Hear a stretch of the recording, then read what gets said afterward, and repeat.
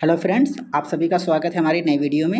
इस वीडियो में हम देखेंगे यूपी टेट 2026 के लिए एसएसटी पेपर 2। आज का हमारा टॉपिक है आधुनिक भारत का इतिहास, जिसके हमने 50 नए महत्वपूर्ण एमसीक्यू लिए हैं। नए ये इसलिए मैं कह रहा हूँ क्योंकि इससे पहले मैं एक वीडियो बना चुका हूँ इस टॉपिक पे, जिसमें हमने 50 इंपॉर्टेंट एमसीक्यू लिए थे।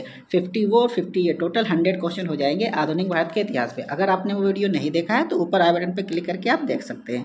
तो चलिए शुरू करते हैं। तो हमारा जो फर्स्ट क्वेश्चन है उसमें लिखा है भारतीय राष्ट्रीय कांग्रेस के दूसरे अधिवेशन की अध्यक्षता किसने की, या ऐसे भी कह सकता है कि भारतीय राष्ट्रीय कांग्रेस का दूसरा अध्यक्ष कौन था। तो आपने पढ़ा होगा पिछले वीडियो में हमने बताया था जो पहले अध्यक्ष थे वो थे डब्ल्यू.सी. बनर्जी।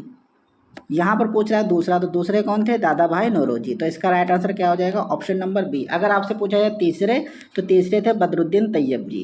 तो इस तरीके से यहाँ पर 3 अध्यक्ष लगातार हो गए हैं। अब हम देखते हैं क्वेश्चन नंबर 2। क्वेश्चन नंबर 2 में लिखा है गरीबी और गैर ब्रिटिश शासन पुस्तक किसने लिखी? गरीबी और गैर ब्रिटिश शासन पुस्तक किसने लिखी? ये पुस्तक लिखी थी दादा भाई नौरोजी ने। इसमें उन्होंने ये लिखा था कि अंग्रेज किस तरीके से हमारे देश का पैसा लूटकर अपने देश ले गए हैं। तो क्या है इसमें टॉपिक? गरीबी और गैर ब्रिटिश शासन पुस्तक किसने लिखी थी? तो किसने लिखी थी? दादा भाई नौरोजी। 4 ऑप्शन दिए गए हैं, तो इसमें से दादा भाई नौरोजी इसका राइट आंसर हो जाएगा, option number C. Third question में लिखा है ड्रेन थ्योरी का प्रतिपादन किसने किया? ड्रेन थ्योरी किसने दी थी? यो भी दिया था दादा भाई नौरोजी ने। इसका राइट आंसर क्या हो जाएगा? Option number B. Question number 4 में लिखा है भारतीय राष्ट्रीय कांग्रेस के प्रथम मुस्लिम अध्यक्ष कौन थे? प्रथम मुस्लिम अध्यक्ष पूछ रहा है, तो प्रथम मुस्लिम अध्यक्ष कौन हो जाएगा? ये थे बदरुद्दीन तैयब जी। जैसा कि हमने पहले क्वेश्चन में पढ़ा था, पहले अध्यक्ष कौन थे? व्योमचंद बनर्जी। दूसरे कौन थे? दादा भाई नौरोजी। और तीसरे थे बदरुद्दीन तैयब जी। तो हम ये कह सकते हैं कि पहले मुस्लिम अध्यक्ष कौन थे? बदरुद्दीन तैयब जी। ऑप्शन नंबर 20 का करेक्ट आंसर हो जाएगा। क्वेश्चन नंबर 5 में लिखा है इंडियन एसोसिएशन की स्थापना किसने की? इंडियन एसोसिएशन की स्थापना किसने की थी? 4 ऑप्शन हैं, गोखले, सुरेंद्रनाथ बनर्जी, तिलक या फिर दयानंद सरस्वती। तो यहाँ पर क्वेश्चन नंबर 5 का जो राइट आंसर हो जाएगा वो हो जाएगा सुरेंद्रनाथ बनर्जी। इंडियन एसोसिएशन की स्थापना सुरेंद्रनाथ बनर्जी ने किया था। ऑप्शन नंबर 20 का करेक्ट आंसर हो जाएगा। क्वेश्चन नंबर 6 में लिखा है केसरी समाचार पत्र का प्रकाशन किसने किया था? 4 ऑप्शन है, गांधी जी, तिलक, गोखले या फिर मालवीय। तो केसरी समाचार पत्र का प्रकाशन किया था तिलक ने। तो ऑप्शन नंबर 20 का करेक्ट आंसर हो जाएगा, ऑप्शन नंबर बी। 7 में लिखा है मराठा समाचार पत्र किस भाषा में प्रकाशित होता है? मराठा समाचार पत्र किस भाषा में होता है? हिंदी, उर्दू, अंग्रेजी या फिर मराठी? जो भी आंसर हो आपको कमेंट करके बताना है। तो इसका राइट आंसर हो जाएगा ऑप्शन नंबर सी, अंग्रेजी।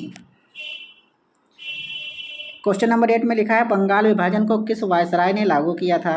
रिपन, कर्जन, मिंटो या फिर हार्डिंग ने?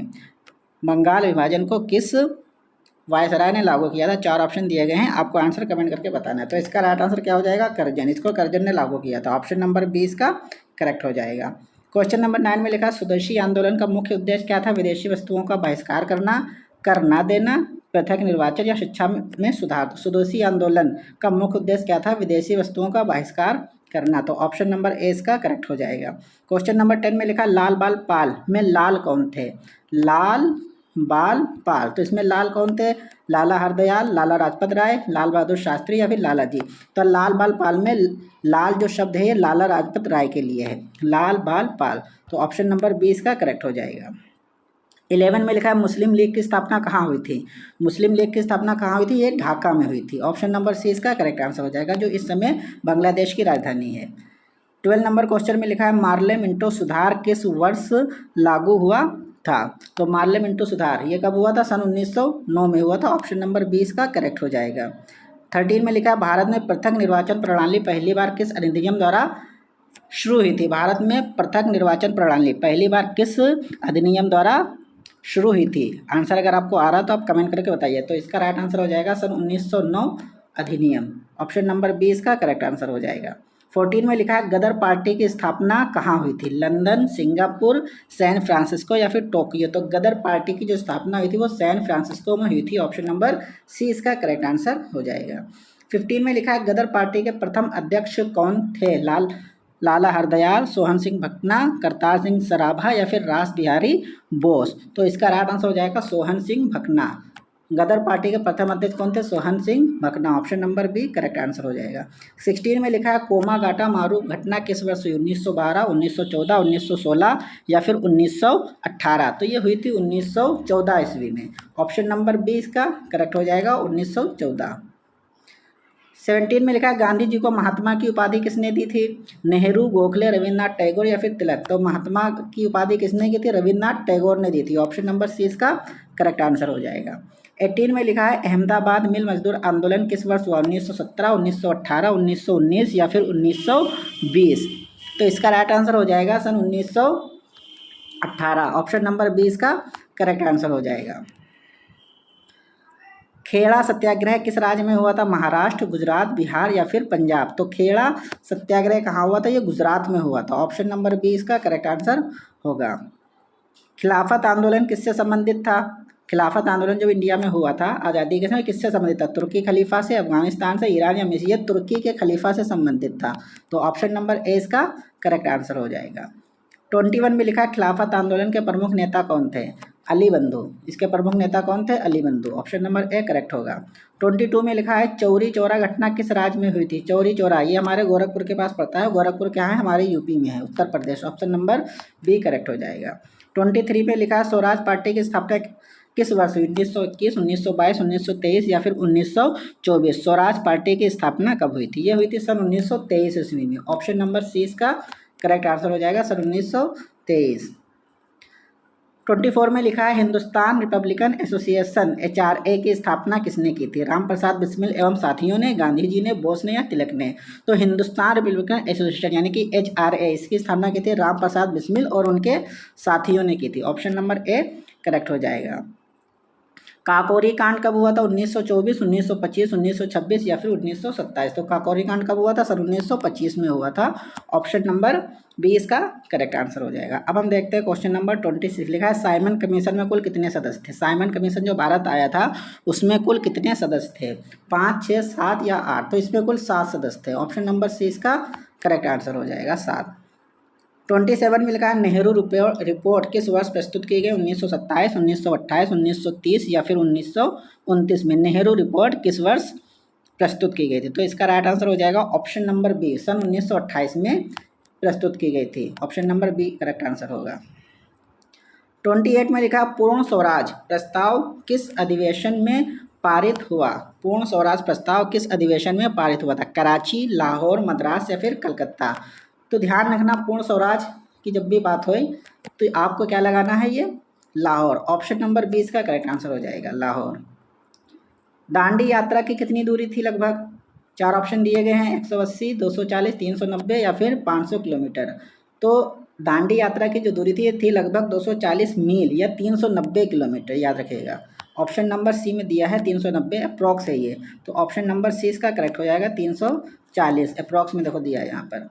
अब हम देखते हैं 30 नंबर क्वेश्चन लिखा गांधी जी ने नमक कानून किस स्थान पर तोड़ा? साबरमती, दांडी, अहमदाबाद या खेड़ा। तो इसको दांडी यात्रा बोलते हैं। तो किस स्थान पर तोड़ा था? दांडी में। तो ऑप्शन नंबर 20 का करेक्ट आंसर हो जाएगा, दांडी। अब हम देखते हैं क्वेश्चन नंबर 31 लिखा है प्रथम गोलमेज सम्मेलन कब हुआ था? प्रथम गोलमेज सम्मेलन की बात हो रही है, ये कब हुआ था? तो प्रथम गोलमेज सम्मेलन 1930, 1931, 1932 या फिर 1933। तो इसका राइट आंसर हो जाएगा सन 1930। प्रथम गोलमेज सम्मेलन कब हुआ था? सन 1930 में। Option number A correct answer हो जाएगा। 32 में लिखा है द्वितीय गोलमेज सम्मेलन में कांग्रेस का प्रतिनिधित्व किसने किया था? नेहरू, गांधी जी, पटेल या बोस। तो इसका राइट आंसर हो जाएगा गांधी जी। द्वितीय गोलमेज सम्मेलन में कांग्रेस का प्रतिनिधित्व करने वाले कौन थे? गांधी जी थे। ऑप्शन नंबर बी करेक्ट हो जाएगा। अब हम देखते हैं 33 लिखा कम्युनल अवार्ड किसने घोषित किया था? कम्युनल अवार्ड चर्चिल ने किया था, मैकडोनल्ड ने, इरविन ने या फिर इटली। तो इसका राइट आंसर हो जाएगा MacDonald. Option number B. Poona समझौता किस वर्ष हुआ था? 34 का आंसर आप बताइए कमेंट करके। 1930, 1931, 1932 या फिर 1935। तो इसका राइट आंसर हो जाएगा सन 1932 ईस्वी। ऑप्शन नंबर सी करेक्ट होगा। पूना समझौता 1932 में हुआ था। कांग्रेस सोशलिस्ट पार्टी के प्रमुख नेता कौन थे? 4 ऑप्शन दिया गया है, जयप्रकाश नारायण, भगत सिंह, बोस या फिर तिलक। आप कमेंट करके बता सकते हैं। तो इसका राइट आंसर हो जाएगा जयप्रकाश नारायण। कांग्रेस सोशलिस्ट पार्टी के प्रमुख नेता कौन थे? वो थे जयप्रकाश नारायण। तो ऑप्शन नंबर ए इसका करेक्ट आंसर हो जाएगा। 36 में लिखा है फॉरवर्ड ब्लॉक की स्थापना किसने की? गांधी जी, नेहरू, सुभाष चंद्र बोस या फिर पटेल। तो इसका राइट आंसर हो जाएगा सुभाष बोस। फॉरवर्ड ब्लॉक की स्थापना किसने की थी? सुभाष बोस ने की थी। 37 में लिखा है फॉरवर्ड ब्लॉक की स्थापना कब हुई थी? अब वर्ष पूछ रहा है 1938, 1939, 1940 या फिर 1941। तो इसका राइट आंसर हो जाएगा सन 1939। फॉरवर्ड ब्लॉक की स्थापना कब हुई थी? 1939 में। Option number B correct answer हो जाएगा। क्रिप्स मिशन भारत कब आया था? 1940, 1941, 1942 या फिर 1943। तो क्रिप्स मिशन भारत कब आया था? सन 1942 में आया था। Option number C correct answer हो जाएगा। भारत छोड़ो आंदोलन का प्रस्ताव कहाँ पारित हुआ? दिल्ली, लाहौर, मुंबई या फिर कलकत्ता। भारत छोड़ो आंदोलन का प्रस्ताव कहाँ पारित हुआ था? किस जगह पर? दिल्ली में हुआ था, लाहौर में, मुंबई में या कलकत्ता में? तो इसका राइट आंसर क्या हो जाएगा? मुंबई में। Option number C correct answer हो जाएगा। 40 नंबर में लिखा आज़ाद हिंद सरकार की स्थापना कब हुई थी? 1942, 1943, 1944 या फिर 1945। आज़ाद हिंद सरकार की स्थापना पूछ रहा है कहाँ हुई थी? ये हुई थी, कब हुई थी? ऑप्शन नंबर बी करेक्ट हो जाएगा, 1943 में हुई थी ये। 41 में लिखा है आज़ाद हिंद सरकार की राजधानी घोषित की गई। रंगून, सिंगापुर, पोर्ट ब्लेयर या टोक्यो। तो इसकी राजधानी कहाँ घोषित की गई थी? पोर्ट ब्लेयर में। ऑप्शन नंबर सी हो जाएगा। आज़ाद हिंद सरकार की राजधानी घोषित की गई Port Blair. Option number C. 42 में लिखा है INA ट्रायल लाल किला मुकदमे कब हुए? 1944, 1945, 1946 या फिर 1947 में। तो इसका राइट आंसर क्या हो जाएगा? सन 1945 में। Option number B correct answer हो जाएगा। 43 में लिखा है नौ सैनिक विद्रोह कहाँ से प्रारंभ हुआ? कराची, मुंबई, कोलकाता या फिर मद्रास। तो नौ सैनिक विद्रोह कहाँ से प्रारंभ हुआ था? ये आपको कमेंट करके बताना है। तो ये प्रारंभ हुआ था मुंबई से। ऑप्शन नंबर 20 का करेक्ट आंसर हो जाएगा। 44 में लिखा है कैबिनेट मिशन में कितने सदस्य थे? कैबिनेट मिशन में कुल कितने सदस्य थे? 3 सदस्य थे। ऑप्शन नंबर 20 का करेक्ट आंसर हो जाएगा। 45 में लिखा संविधान सभा का प्रथम अधिवेशन कब हुआ? संविधान सभा का जो अधिवेशन हुआ था तो उसमें प्रथम अधिवेशन कब हुआ था ये पूछ रहा है। तो इसका राइट आंसर क्या हो जाएगा? 9 दिसंबर 1946 में हुआ था। तो option number A will be correct answer.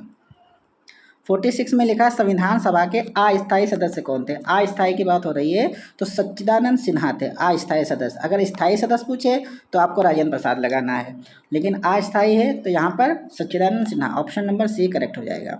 47 में लिखा है माउंट बेटन योजना कब घोषित की गई? 1946, 1947, 1948 या फिर 1949। तो माउंट बेटन योजना 1947 में घोषित की गई थी। ऑप्शन नंबर 20 का करेक्ट आंसर हो जाएगा।